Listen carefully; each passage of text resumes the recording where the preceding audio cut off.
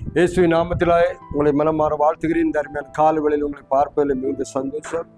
தினம் ஒரு லோகஸ் வார்த்தையில இன்றைக்கு ஒரு வார்த்தை நான் உங்களுக்கு சொல்ல விரும்புகிறேன். இந்த நாளிலும் 104 சங்கீதத்தில் 33 வசனம் இவ்வாறு சொல்லும்: நான் உயிரோடு இருக்கும் மட்டும் என் கர்த்தரை பாடுவேன், நான் உள்ளளவு என் தேவனை கீர்த்தனம் பண்ணுவேன் என்று சொல்லப்பட்டு, நான் உயிரோடு இருக்கும் மட்டும் கர்த்தரை பாடுவேன், நான் உள்ள அளவு என் தேவனை கீர்த்தனம் பண்ணுவேன்.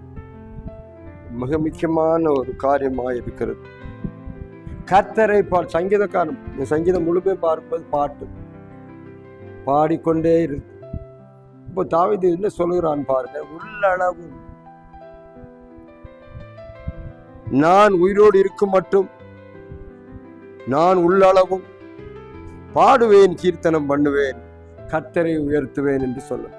இது மிக முக்கியமான ஒரு காரியம் வாழ்க்கையில. அருமையானவர்களே, தாவீதின் வாழ்க்கையில பார்க்கும்போது அவன் ஆடுகளோடு நடந்த பின், ஆடுகளோடு இருக்கும்போது அவனுக்கு என்ன வேலை அப்படின்னு பார்த்தீங்கன்னா, நல்ல இசை வாசித்துட்டே ஹார்ப்பு அப்படி ஒரு இசை வாசித்துட்டு ஆண்டவர் ஆராதிப்பது அவன் வேலையா. எப்பொழுதும் அதுதான் பண்ணிட்டு இருப்பான். வனாந்தரத்திலே இருக்கும்போது எந்த பேச்சு துணை இல்லை. ஆடுகளோட பேசி ஆடு திரும்ப பேசாது, பேச்சு துணைக்கு ஆள் இல்லை. அப்படி இருக்கும்போது ஆண்டவர்கிட்ட மட்டும்தான் பேசியிருக்கிறார், ஆண்டவரை மட்டும்தான் உயர்த்தி இருக்கிறார். சில சமயங்களில் பாருங்க, இதுதான் அவனுக்கு பலமா இருந்தது. இதனாலதான் அவன் என்ன செய்தான், ஒரு பெரிய பலசாலியாய் மாறி சிங்கத்தையும் கரடியும் கொல்ற அளவுக்கு பலம் எங்க இருந்து வந்தது அப்படின்னு பாத்தீங்கன்னா, இந்த உயிரோடு இருக்கும் கர்த்தரை பாடுவது, கர்த்தரை ஆராதிப்பது, அவரை கீர்த்தனம் பண்ணுவது. அப்போ ஒரு மனுஷன் நல்ல ஆராதிக்கிற ஒரு மனுஷனை யாரும் ஒன்று பண்ண முடியும். அதாங்க சொல்லப்படும். ஆராதிக்கிற மனுஷனுக்கு ஜெயம்தான். தேவனை உயர்த்தி எப்பொழுதும், அதான் சொல்லலாம், கர்த்தர் எக்காலத்திலும் ஸ்தோத்திரிப்பேன், அவர் துதி எப்பொழுது என் வாய், அவர் துதிச்சுக்கிட்டே இரு, பிரைசிங் காட், பிரைஸ் பண்ணிக்கிட்டே இருக்கு. அப்படி இருப்பது ஒரு பெரிய பலத்தை உண்டாக்குகிறது. இதைத்தான் நான் வேதத்துல வாசிக்கிறேன். அப்போ ஒரு பெரிய ஒரு மனுஷனுக்கு பலன் எங்கே இருக்கிறது? எப்போ சில சமயம் நம்ம சந்தோஷமா இருந்தா சங்கீதம் பாடிடுவோம், கீர்த்தனம் பண்ணிடுவோம். சந்தோஷம் தாங்க முடியல, ஒரு லாட்டரி அடிச்சுட்டு பணம் வந்துருச்சு, வர வேண்டிய சொத்து வந்துருச்சு, நல்ல வேலை வந்துச்சு, நினைச்ச காரியம் நடந்துச்சு அப்படின்னா நமக்கு சோத்திரம் வரும், பாட்டு வரும், ஆட்டம் வரும். செங்கடல கடந்த உடனே ஜனங்கள் என்ன பண்ணாங்க பாரு, செங்கடல கடந்தாச்சு, இதெல்லாம் அழிக்கப்பட்டாச்சு, பார்வன் சேரலாம் தண்ணியில மூழ்கி கடல் ஒன்னா சேர்ந்துச்சு. அதுக்கப்புறம் அவங்க என்ன பண்ணாங்கன்னு போட்டிருக்கு தெரியுமா? செம்ம பாட்டு, குத்து. என்ன குத்து? மிரியாம் மோசேனுடைய அக்கா என்ன பண்ண தெரியுமா? அப்படியே டாம்பர் நட்டு அடிச்சு செம்மையான பாட்டு. கர்த்தர் என்ன செய்தார்? பயங்கரமான காரியங்களை செய்தார், அற்புதம் செய்தார். அப்படி செய்த பாட்டு வந்து, இந்த பாட்டு எப்போ, அந்த பாட்டு எப்போ வந்திருக்கணும் பாருங்க. அவர்கள் துரத்தும் போது இல்லை, அவர்கள் அழிந்த போது, இப்போ எமக்கு எந்த ஆபத்தும் இல்லைன்னு சொல்ற போதுதான் பாட்டு வந்துச்சு. அந்த பாட்டு பெருசு இல்லை.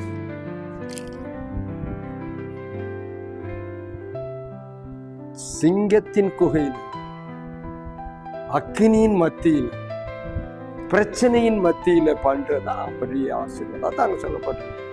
தனிமையில் இருக்கும்போது தாவீது பாடினான், துதித்தான், அவனுக்கு வேலையை ஆராதிக்கிறான். அதனாலதான் அவன் பிற்காலத்துல சவுல் ராஜாவுக்கு பிரச்சனை வரும்போது, அசுத்தாயி வந்து டிஸ்டர்ப் பண்ணும்போது இவர் தான் போய் பாட்டு பாடுவாரு. பாட்டு பாடணும், அது விளையிடும். பாருங்க, உங்களுக்கு ஒரு பிரச்சனை வரும்போது பாட்டு பாடி ஆராதனை பண்ணா அது விளையிடும். இத்தனை பேருக்கு தெரியும். அதனாலதான் நான் உயிரோடு இருக்க மாட்டேன் கர்த்தரை பாடுவேன், கீர்த்தனம் பண்ணுவேன். அப்போ அவரை பாடி துதிக்கணும்னா, நீங்க அப்போஸ்தலர்களை வாசிக்கும் போது பவுலும் சீலாவும் சுவிசேஷ அறிவித்ததுனால, பவுலும் சீலாவும், சீலான்னா சைலஸ், சீலான்னா பொண்ணு நினைச்சாரு, சைலஸ் அவருடைய உடன் ஒரு சகோதரன், 2 பேரையும் சுவிசேஷம் அறிவிச்சதுனால அடிக்கடி நடிச்சு சிறையில போட்டான். சிறையில போட்ட பொழுது இரவு 12 மணிக்கு துன்பத்தின் மத்தியில், வேதனை மத்தியில் ஒரு பாட்டு வந்துச்சான். அந்த பாட்டு பாடி கர்த்தரை ஆராதித்தார். நமக்கு பாட்டு எப்ப வரும்? அந்த அவருக்கு பாட்டு வந்துச்சு. துன்பத்தின் நடுவில் வேதனையின் மத்தியிலே பாடுற பாட்டு எப்படிப்பட்ட பாட்டு. அதனாலதான் ஆண்டவர் இந்த சிறைச்சாலை கதவுகளை எல்லாம் அசைச்சிட்டார். இன்னைக்கு உங்க வாழ்க்கையில பிரச்சனையோடு இருக்கும்போது ஒரு சந்தோஷமா பாட்டு பாடுறீங்களா? கர்த்தரை பாடுறீங்களா? பாடி துதிக்க ஆரம்பிச்சு பாருங்க, உங்களுடைய எல்லா பிரச்சனையும் சீரவா மாறி.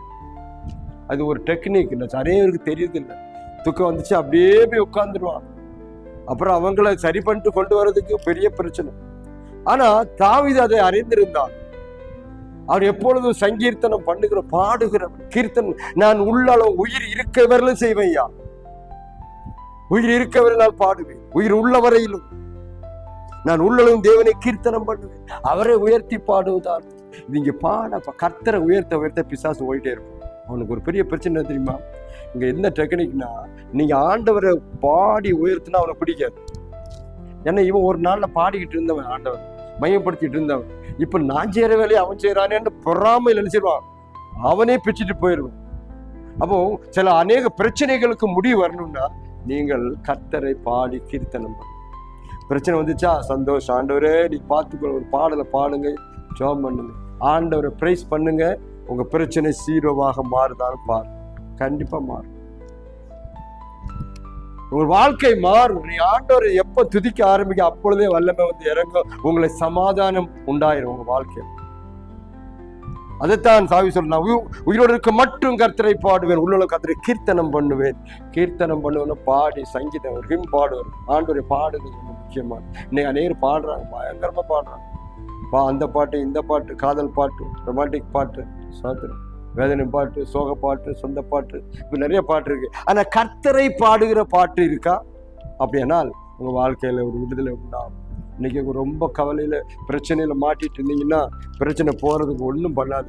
இந்த பவுலும் சீலாவையும் போல அப்படியே நடுராத்திரியில பிரச்சனைகளை பாடுங்க, ஒரு பெரிய மாற்றம் வரும். சங்கிலிகள் எல்லாம் உடைந்தன, கதவுகள் எல்லாம் திறவுண்டன, சிறைச்சால் ஆட்டோமேட்டிக்கலா பீஸ் பீஸ் ஆயிடுச்சு, எல்லாம் திறந்துச்சு. எல்லாம் திறந்த போதும் ஒருவரும் வெளியே போகல. ஏன் தெரியுமா? அவங்க பாடுறது ஆண்டவர் உண்மையா பாடிட்டு இருக்கான். இப்ப வெளியே போக மாட்டான். சிறைச்சாலைக்காரன், காவல்காரன் எல்லாம் தூங்கிட்டாங்க. ஆனா பாட்டு சத்தம் கேட்டு எழுப்பி பார்த்தா பாருங்க, தன்னைத்தானே கொலை செய்ய போனான். காரணம் என்னன்னு அப்படித்தான். இன்னைக்கு நீங்க வாழ்க்கையில பிரச்சனை இருக்குதா? பாடுங்கள், கீர்த்தனம் பண்ணுங்கள், கர்த்தரை உயர்த்துங்கள், உங்க பிரச்சனை எல்லாம் மாறும். ஆர்ப்பரிப்பு உண்டான பொழுது அலங்கம் இடிந்து விழுந்தது. உங்க வாழ்க்கையில ஆர்ப்பரிப்பு உண்டான பொழுது அற்புதம் நடக்கும். சொல்லு, அது எவ்வளவு பெரிய பிரச்சனை தான் பரவாயில்ல. இந்த காலை வழிங்க ஒப்பு கொடுப்பீங்களா? வாழ்க்கையில பிரச்சனை மேல பிரச்சனை உட்காந்துக்கிறோம், இன்னைக்கு என்ன பண்ண தெரியல, கொஞ்ச நேரம் உட்காந்து பாடி ஜெபம் பண்ணு. அதுக்கெல்லாம் டைம் கிடைக்காது. ஐயோ அங்க போகணும் இங்க போகணும், டைம் கிடைக்காது. இன்னைக்கு உட்காந்து ஜெபம் பண்ணி பாருங்க, கர்த்தர் மாற்றுவார். சிங்கத்தனம் பாருங்க, நான் உள்ளளவு என்ன செய்வேன்? என் தேவனை கீர்த்தனம் பண்ணு, உயிரோடு இருக்க மாட்டேன் கர்த்தரை பாடுங்கள், கீர்த்தனம் பண்ணுங்கள். கர்த்தர் உங்களையும் குடும்பத்தையும் நாளை ஆசீர்வதிப்பாராக. ஆமென்.